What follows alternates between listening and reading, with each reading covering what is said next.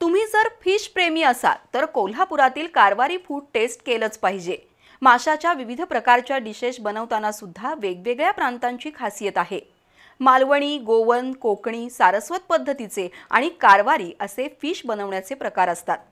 कोल्हापुरात देवकर पाणंद चौकातील शिरोडकर यांचे कारवारी फूड खऱ्या फिश लव्हर्सना खुश करणारे आहेत।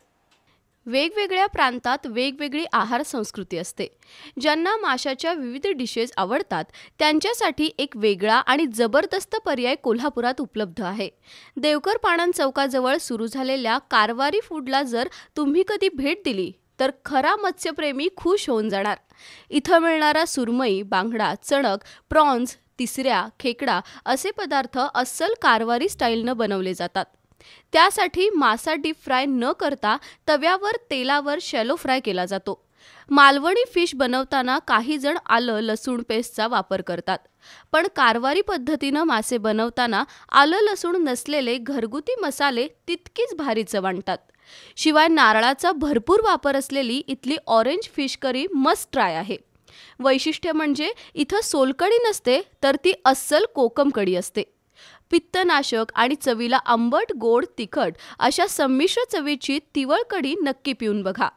चपाती, फिश करी, तळलेला मासा, कोकम कढी, प्रॉन्स किंवा तिसऱ्या मसाला आणि वाफळलेला पांढरा भात असं ताट समोर आलं की अस्सल खवय्या खुश होऊन जाणार।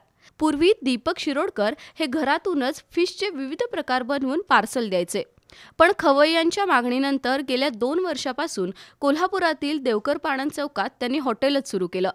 पण अजूनही त्यांच्या मातोश्री आणि पत्नी याच माशाच्या सर्व डिश बनवतात, त्यामुळं त्यांच्या प्रत्येक पदार्थाला एक घरगुती चव आहे। कारवारी स्टाईलचे ताजे मासे खायचे असतील तर कोल्हापुरातील कारवारी फूडची चव घेतलीच पाहिजे। म्हणूनच टेस्टी कोल्हापूर मालिकेत कारवारच्या सी फूडचा समावेश झालाय।